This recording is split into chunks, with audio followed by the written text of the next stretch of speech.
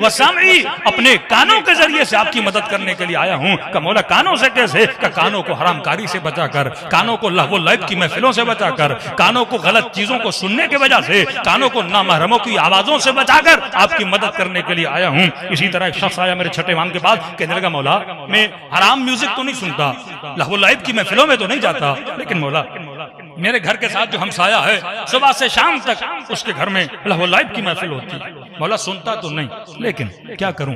جہاں میرا بیت الخلا ہے، جب قضاء حاجت کے لیے جاتا ہوں، مولا بیت الخلا کی جو دیوار ہے وہ ساتھ کے گھر کی دیوار کے ساتھ ملی ہوئی ہے۔ اب ظاہر انسان بیت الخلا میں جائے 10 منٹ 15 منٹ تو کہا کہ مولا جب اس گھر سے غنا کی آواز آتی ہے، نیت بیت الخلا کی ہے لیکن میوزک سن کے تھوڑی دیر زیادہ بیٹھ جاتا ہوں، بتائیے میرے لیے حکم کیا ہے؟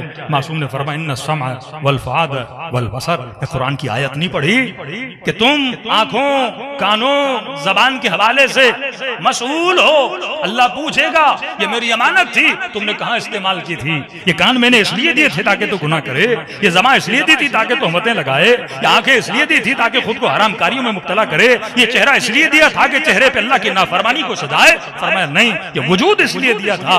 آج میں امام زمانہ کی مدد کروں تو کیسے کروں؟ لوگ چندہ جمع کرتے پھرتے ہیں کہ مولا کی مدد کرنی ہے، اصل مدد یہ ہے کہ آنکھوں کو اس قابل بناؤ کہ امام فخر کریں، زبان کو اس قابل بناؤ کہ امام فخر کریں، کانوں کو اس قابل بناؤ کہ امام فخر کریں، اور نفسی مولا ہوا و ہوس سے نفس کو روک کر میں آپ کی مدد کرنے کے لیے تیار ہوں۔ یہ واقعہ سب نے مصائب امام حسین میں سنا ہے کہ حضرت عباس علمدار جب نہر فرات پر پہنچتے ہیں، دیکھیے ایک ہے انسان کی خواہش رکھنا جرم نہیں، فطرت کا تقاضا ہے۔ کسی نے پوچھا امیر المومنین سے کہ مولا جناب سلمان سے آپ اتنی محبت کیوں کرتے ہیں؟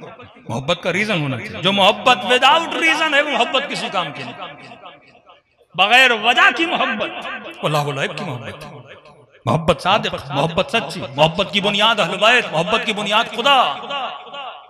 واللہ اگر ہماری زندگیوں میں محبت اور بغض سیٹ ہو جائیں کہ میں اس سے محبت کروں جسے کرنی چاہیے، میں اس سے بغض کروں جسے، آج یہ پورا مسلم معاشرہ تباہی کی طرف کیوں جا رہا ہے؟ کیونکہ نہیں پتا مسلمانوں کو کہ محبت کس سے کرنی ہے۔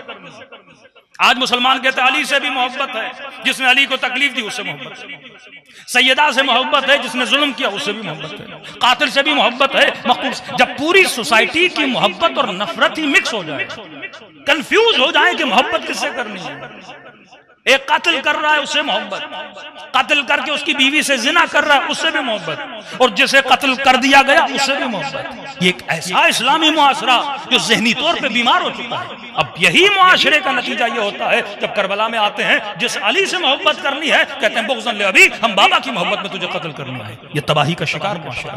آپ کا مکتب عقل ہے، اہل بیت نے یہ سکھایا کہ اپنی لائن کو سیدھا کرو، اگر زندگی میں تمہاری محبتیں مکس ہو گئیں تو تباہ و برباد ہو جاؤ گے۔ جس سے محبت نہیں کرنی تو اس سے محبت کر، جس سے نفرت کرنی ہے تو اس میں مبتلا ہو جائے۔ یہ قرآن کی آیت ہے کہ جن لوگوں نے دین خدا کا مذاق اڑایا اور اگر تو ان کی محبت میں مبتلا ہوتا ہے تو قیامت کے دن انہی کے ساتھ اٹھایا جائے گا۔